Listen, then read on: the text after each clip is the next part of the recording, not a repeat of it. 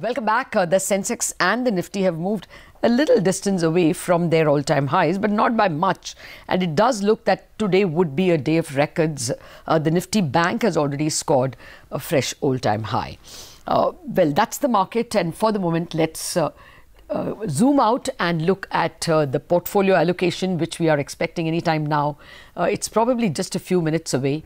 Ahead of that, I have with me M. Damodaran, Chairperson, Excellence Enablers, and former SEBI chief. As IAS officer, has held a wide variety, worked in a wide variety of ministries.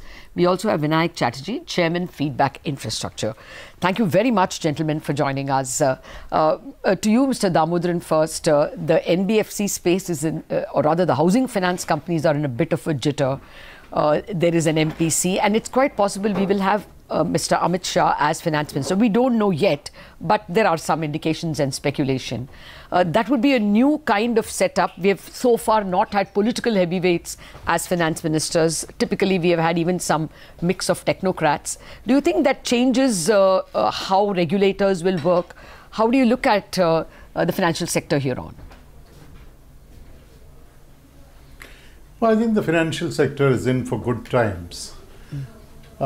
You mentioned that there was an absence of heavyweights in the political heavyweights in the financial space sector earlier in the finance ministry. That's, I think, not entirely accurate, because if you look back over several decades, I think there have been technocrats, there have been people who are well versed in the finance space, specialists in that space, but there have also been people who have been very strong politicians with grassroots support, who understood what people wanted, who understood what the Indian economy wanted, and attempted Indian solutions. And I think that is what we are going to see in the days ahead. Okay. Mr. Vinayak Chatterjee also joins in. Mrs. Damodaran, just stay on. Vinayak, good morning. You know, in all likelihood, Nitin Gadkari will retain his position as the Minister of Road Transport, Shipping, etc. So there would be continuity on that front. In NDA's first term, there was a lot of emphasis on roads, renewables, as well as on railways. What's your own expectation of this time around? What would the top priorities be in that area, in roads and infrastructure? Well, why are you restricting my comments to roads only? No, we'll of course continue to talk about other things, but first let's talk about infrastructure itself. My bet on NDA 2 will be a huge focus on water and therefore also on the agrarian sector. The two are interlinked. Okay. If you go back to the BJP manifesto, one of the key things that they said as a deliverable to Aam Aadmi, which every Indian will touch and feel, like the 24/7 electricity connection, is Nal Se Jal.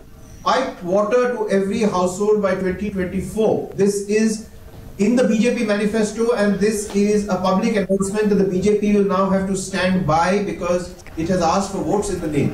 I personally think it's an excellent breakthrough idea, and in the next 5 years the government is going to press on this program, and on that add stuff like river linking, irrigation and stuff like that. So water is going to be a big item in NDA 2. Obviously, roads, airports, not so much ports, but railways, or renewables, these will carry on at the pace at which they have been cranking well in NDA 1. So there's nothing new to talk about those sectors. They will clip along. But in my view, the big addition will be water. Let's wait and see. Okay. Well, I just want to tell you all, as we speak, the Nifty is just about 3-4 points away from scoring a new high. We'll celebrate that, of course. Mr. Damodaran, let me not encumber you with any specific sector.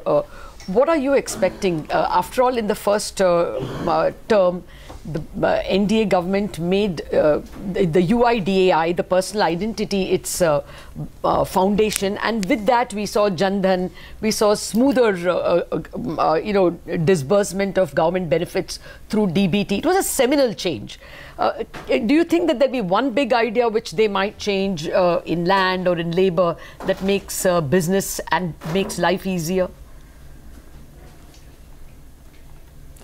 I think the one big idea really is reforming the banking sector. You might say it's work in progress, but I think it has been very little work in progress.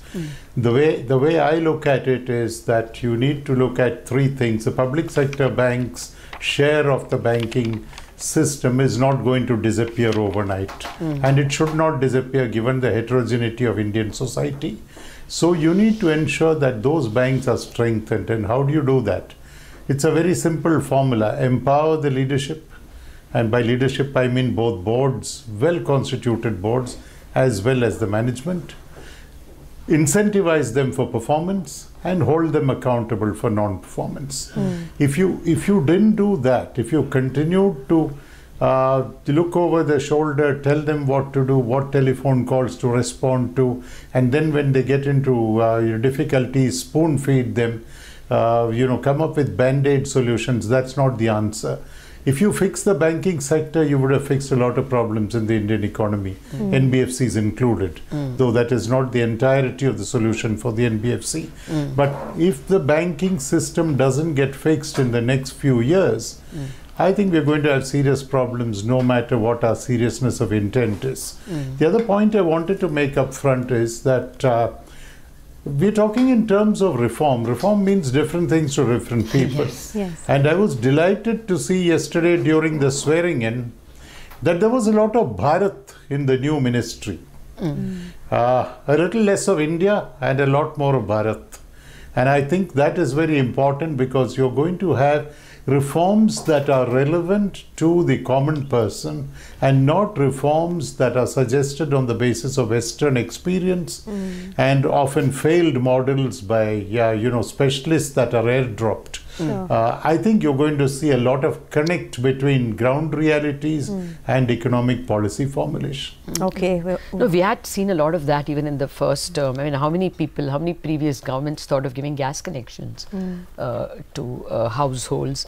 And of course, we're going to see probably a more intense implementation of electrification of India as well. Yes, point taken, Mr. Damodaran. Sorry, you were going to say something. No, there is a long wish list as we were talking about. But guys, brace yourselves. Just about 10 points and we'll be at new highs. The Sensex is already approaching a 300-point up move. So, the bulls are in full steam right now. But Vinayak, the two areas that you mentioned, one you elaborated on, which is water. The other thing you briefly mentioned was agri. On agri itself, there are expectations that something will be done for agri exports, also speeding up of execution with respect to MSPs, etc. A little more granular views on that. What do you think the government will do immediately? Look, I am no expert on agriculture, but as all your viewers know, I mean, there are the huge issues from land holding to minimum support price to the Agricultural Marketing Act and Mandi reform, the backward linking of the chain, whether it's cold chains or the supply chain back to retailers. There's a whole bunch of issues which need to be addressed on the non-infra side. But I will leave it at that, and I will only make the larger point that stepping back, I think the two challenges the real challenge that the government faces is again a public espousal in the manifesto that they are going to be looking at investments in infra totaling 1 lakh crores, 100,000 crores by 2024. That means 20 lakh crores per annum. The capacity of the fisc today, if you were to run only on public expenditure, is not more than 5 lakh crores per annum. That is the maximum fiscal headroom. So 15 lakhs per annum has to be found from somewhere else. And therefore the imperative to keep public expenditure going is to increase the headroom on the fiscal with a very clearly articulated asset sale and an asset monetization coupled with a recycling plan. So I expect a huge amount of Sarkari assets to be put up to the market. On the other hand, there is no, shall we say, looking at any underemphasis of PPP. PPP, attracting private capital, the large dollops of foreign institutional investors that are hovering over the country and are excited, have to be tapped and brought into the infrastructure sector. So PPP has to be given a vibrant kickstart once again, having kind of been in kind of suspended animation in NDA 1. These are the two big things that I want to leave your viewers with, and I would look forward personally with a great degree of anticipation of this government attacking both asset monetization of Sarkari assets into a ring-fenced fund, not mixing it up with the consolidated fund of India, and a vibrant policy on PPP again. Okay. Well, let me touch a little bit on financing. There is going to be a fiscal issue because last year's tax collections were probably a 1 lakh crore short of that 14.84 lakh crore that was estimated. And on that base, on the budget estimate, the expectation was that some 15% rise in revenues this time to 17 lakh crore. If that base itself is going to be so much lower, we are going to fall short on fiscal resources for sure. Mr. Damodaran, I wanted to come to you on financing of infrastructure. The facile way has been so far to blame bankers. Yesterday IDBI reported numbers and the total bad loans is 50,000 crore, which is actually a relief because last year it was 55,000 crore. A large part of it is because the government has not done its bit on infrastructure. Discoms are not buying power, and if they continue to do that, Suzlon also will go under and we will have more NPAs. How do you look at it? I mean, you've worked in ministries and you have worked in the finance ministry, you have headed IDBI Bank itself. This knot has to be resolved. Infrastructure needs long-term finance and banks cannot provide you long-term finance. The world over, it is pension funds and things of that kind that have funded infrastructure. You need to look for funding infrastructure in that direction. But I have a larger point. When we look at where we are falling short in regard to resources, resources are a means to an end. What is that end? You want to implement some schemes. I think you should also look at it from the other side. Look at what is it that we are trying to implement. Let us go in for zero-based budgeting, and I think you will find there are a lot of things on which money is being spent which are not serving the public, which are not doing enough. The impact assessment will tell you that the money is getting spent, there's nothing much happening on ground. I think you need to be ruthless with that kind of thing. If it doesn't happen, take it out. The other is, and I think it's very important that there are 3 or 4 sectors I wanted to touch on very, very briefly, just to mention it, which should be very high in the priority list. Certainly defense should be. I think we cannot have a situation in which the armed forces complain of shortage of arms and ammunition, of shortage of weaponry. Given the current environment, that's not the way to go about dealing with your armed forces. The second is, not the second really, but equally important, are the twin problems of health and education. If you look at education, we talked in terms of right to education, but right to education is translated into the right to getting school admissions. Where are the teachers? What is the quality of teaching? What education will you provide if your teachers don't measure up? I think we need to invest in that heavily. You need to invest very, very heavily in skill development. I think that's an area that's got much less attention that it needed over the last several years. Last few years there's been some attempt to do something, but not enough, not by a long shot. Then health. You need to ensure both health in the remote areas.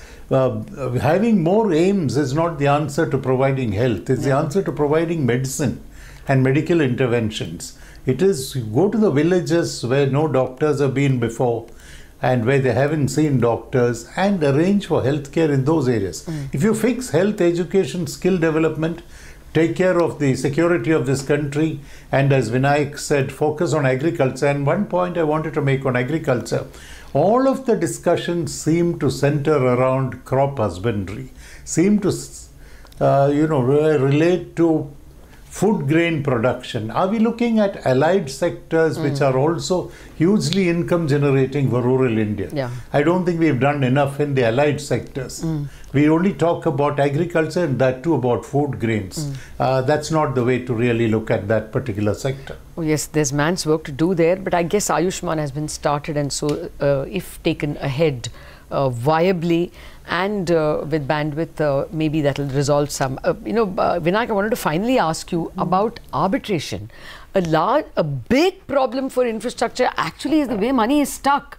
Do you think actually it's judicial and legal reforms that will resolve infrastructure problems? Look, money is not just stuck in arbitration.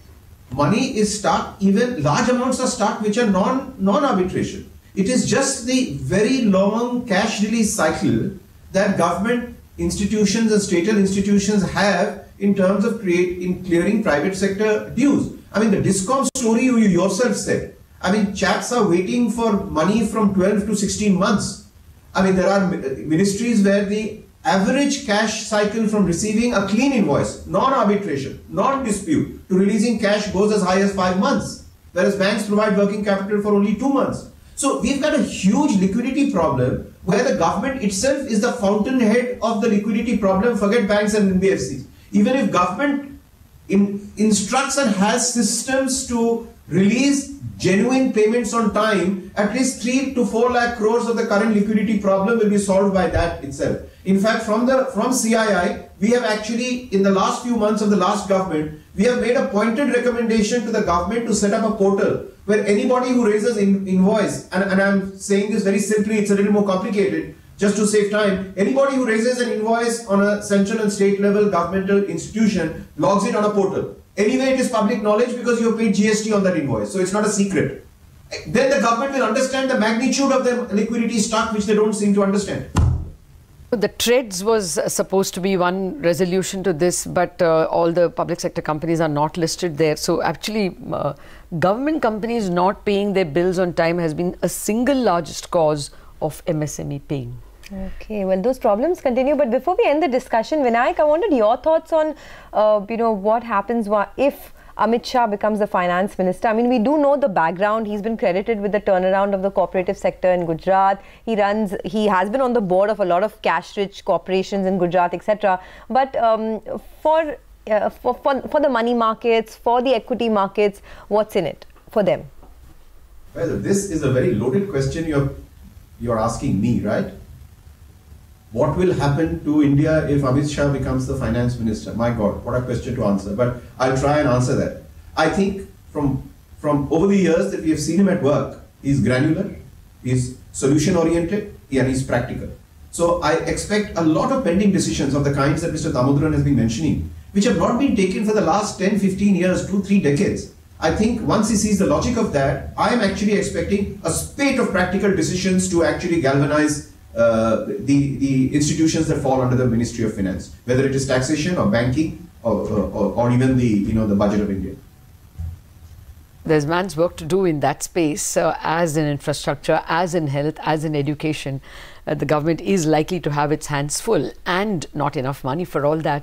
So we live in very interesting times. We will await with interest what is the 100-day plan and what the budget will look like, and we will reach out to both of you as we get a little more clarity. We thought actually we will have the list of ministers and we would be able to have a more concrete discussion with you. But I guess that is still maybe an hour away or a couple of hours away. Mr. Damodaran, Vinayak Chatterjee, thank you very much for joining us.